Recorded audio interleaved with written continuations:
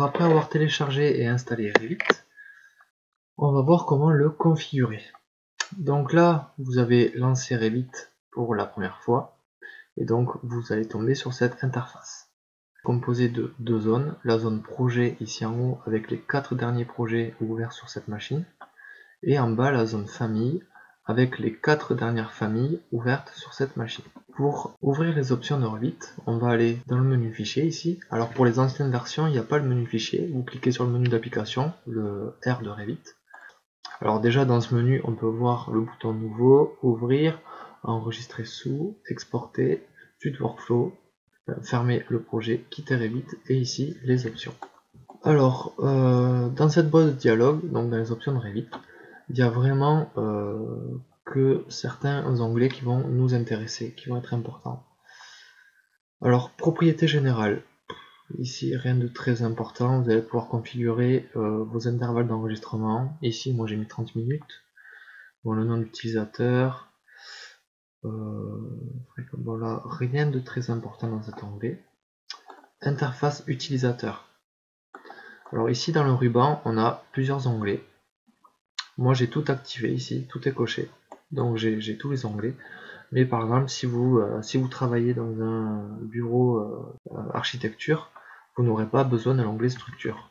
Et si vous avez une machine qui tire un petit peu la langue, vous pouvez décocher ici onglet structure, et comme ça vous libérerez un petit peu d'espace. Ici on va pouvoir se configurer des raccourcis clavier.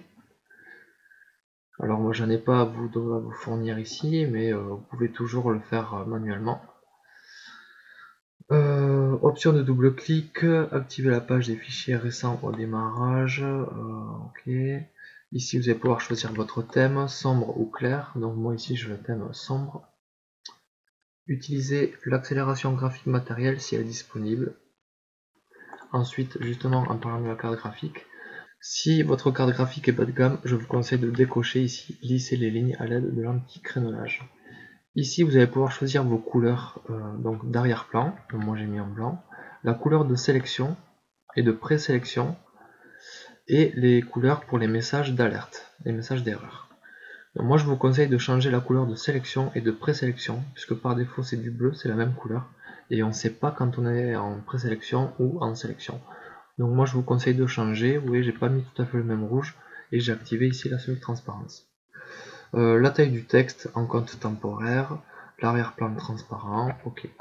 Matériel, là rien de bien particulier. Emplacement de fichier, alors là déjà c'est un peu plus important. Ici vous allez retrouver tous vos gabarits, donc la liste de gabarits que j'ai ici, vous voyez gabarit architectural, gabarit de construction, gabarit architectural, je les retrouve ici. Par défaut je crois qu'il y en a un en moins, donc il y en a 4.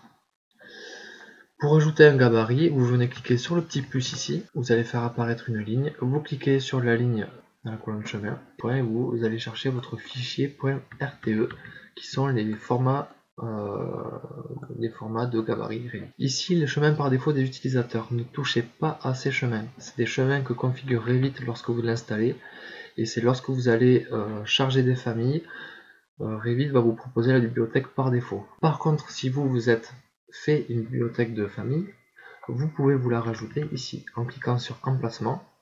On va faire tout comme ici, vous accédez, donc là j'ai la métrique librairie, c'est la bibliothèque Autodesk par défaut.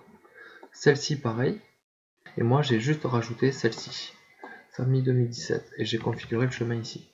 Alors pareil, on clique sur le petit plus ici, une ligne apparaît, on clique sur la colonne chemin de la bibliothèque, on clique sur les 3 petits points, et on vient sélectionner le dossier contenant des familles. Dans l'onglet rendu, c'est un petit peu pareil, on va sélectionner un dossier, mais contenant des images ou des photos. Puisque lorsqu'on va lancer un rendu, Revit aura besoin d'images. Bien sûr, des images de bonne qualité, on obtient un meilleur résultat. Pareil, vous cliquez sur le petit plus ici, on va faire comme, je clique sur la ligne, je clique sur le bouton ici, et là j'irai sélectionner un dossier contenant des images. Alors là je vais pas le faire puisque moi j'ai déjà configuré le chemin. Bon ensuite je dirais pas que c'est pas important, mais voilà, les onglets les plus importants c'est emplacement de fichier et rendu, et interface utilisateur pour configurer les onglets que l'on souhaite voir, et ici les couleurs. Voilà, le reste, je vous laisse voir par vous-même, c'est moins important. Donc voilà pour la première partie de la configuration de Revit. On va ouvrir un de ces projets et on va voir un petit peu comment se compose l'interface de Revit.